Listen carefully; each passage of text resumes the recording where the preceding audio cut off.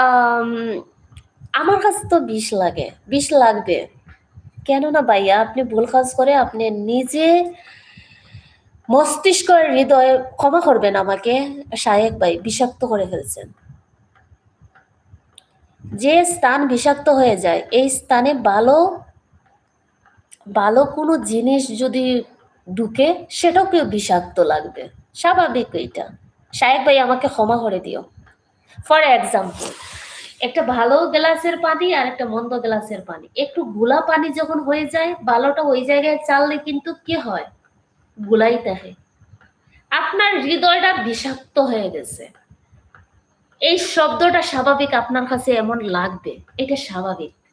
এইটা থেকে আপনাকে বাইর হতে হবে। আর এইটা থেকে বাইর হওয়ার জন্য ফার্স্ট অফ অল আপনার হৃদয় মস্তিষ্ক দুটাকে ক্লিন করতে হবে।